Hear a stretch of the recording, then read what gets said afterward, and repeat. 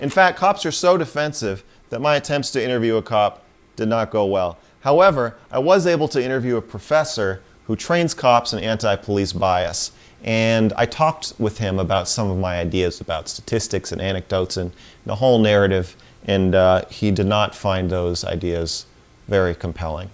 Let's take a look. If you look at crime statistics,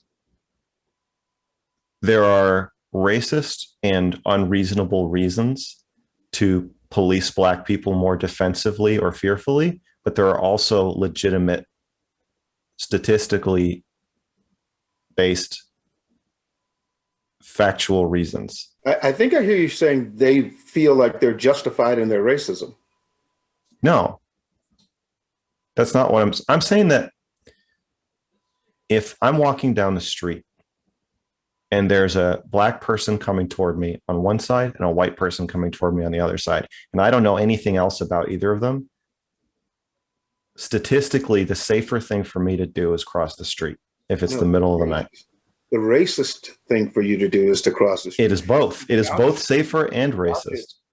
But look, my son, if my 15-year-old son is walking down the street, he's not a criminal. I know. That's what I'm saying. That's what I'm saying is I agree it's racist, but it's also prudent.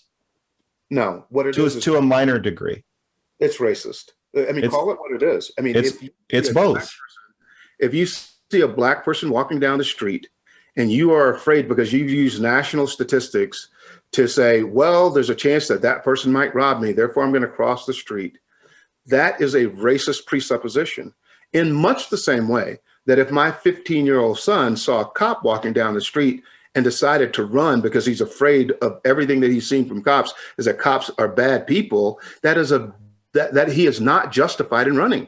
You are in slightly more danger, or maybe significantly more danger, trying to arrest a 25-year-old Black man than you are trying to arrest a 25-year-old white man. And what we're asking you to do is stay calm anyway. Who do you think kills more cops than anybody in America? Per capita? Per capita. I don't know. It's white men. It's not even close. I want to look that up because I think I wrote that down earlier. It's not even remotely close. You better be right, Finney, or I'm going to be very upset. Well, you have every right to be upset, but the statistics just up deaths 2015 to 2017. 153 cops were killed by people. Offenders are 36% Black, 56% white. So I don't think that's per capita. I don't agree with you. I think more Black people kill cops. You just told me 56% of the killings are by white people.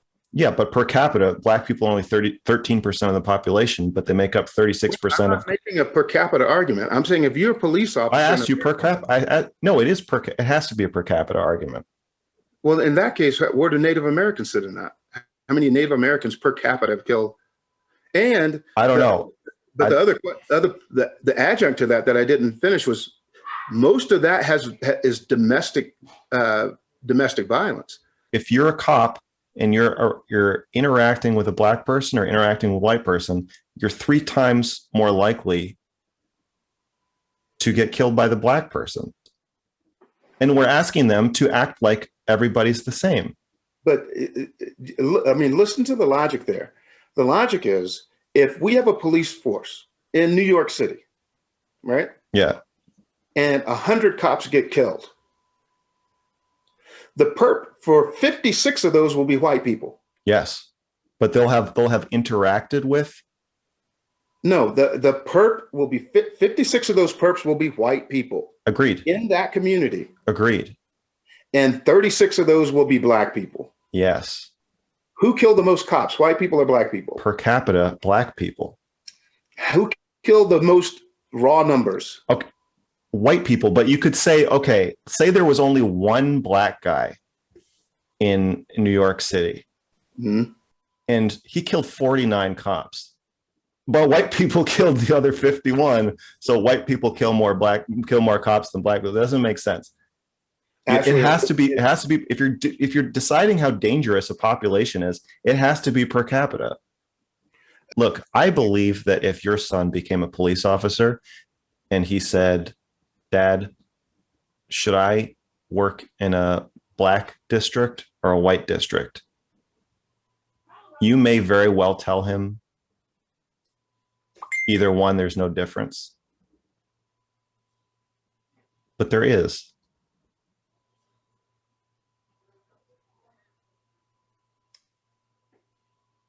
And I believe that you may be so committed to being anti-racist, as I am myself, that you may say, well, you should do either one. But the protective part of you must want to say the white neighborhood.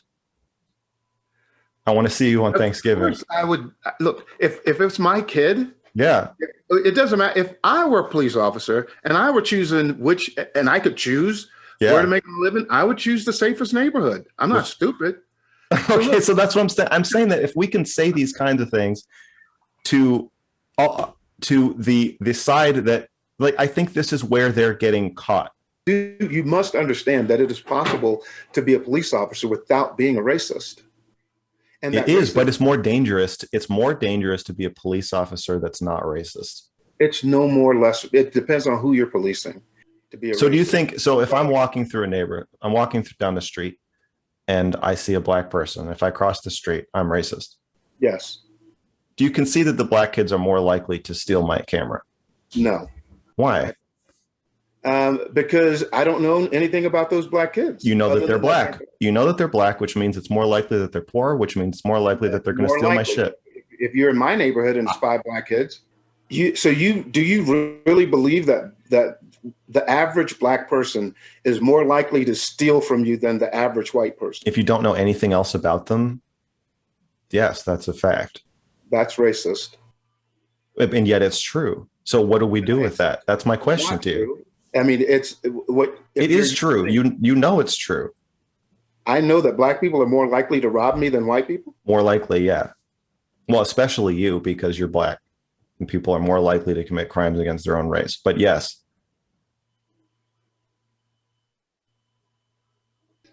I think you're trying to get me to say that.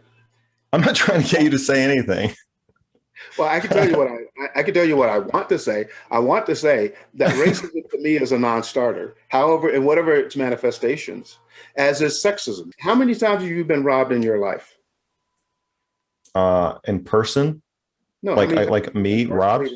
Like 0. You were walking down the street and somebody 0. robbed. 0. Right. So does it stand there? How many black people have you walked down the street and passed? A lot. So you've never been robbed by a black person, ever? No. However, if you but this is anecdotal. Well, that's because I always cross the street, Finney. And otherwise, you think you may have been robbed. The real problem is when there's a black person on both sides of the street, and then I just have to go home. Yeah, so it sounds like you're a racist. My question, and I think you're still avoiding it, is I don't think you think I'm a racist. I think the concession that you're looking for is I'm not. Somehow people who make those decisions are justified in those decisions. No, I'm not trying to wrap this up with a bow or make anything neat and clean. I'm not doing that. You want to avoid being robbed by black people, do not go around black people. I agree with that.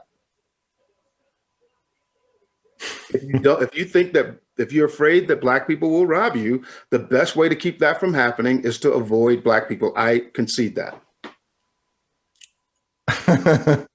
I don't think that's what I'm asking you. And you know that. Well, I'd like a little bit more clarity in what you're asking. I can clarify. What I'm asking you is, despite it being racist, will you also concede that it is the more prudent decision? As horrible as it is. I conceded that a while back. Yeah, it's the more prudent decision if you're afraid that someone is going to rob you, and if you don't want to get robbed by anybody. No, if you don't want to get robbed at all. Okay, if you don't want to get robbed at all, you avoid people, right? You don't want to make this concession, and I don't. wear a condom, does that, I mean, of course, I'm less likely to catch an STD. Do I tell my kid to wear a condom? Yeah, I'm going to tell him to wear a condom. Of course. But I'm not going to tell him. But you're doing that based on statistics. I'm doing that based on reality. Yes. The data show that if you have sex with somebody without a condom, the consequences can be very dire. Yeah. And you're making a trade-off. It doesn't feel as good, but it's prudent. The downside. I only wore condoms when I was having sex with white women because I thought they had a higher incidence of STDs. That may be true. Huh. But you're saying that would be racist to think that.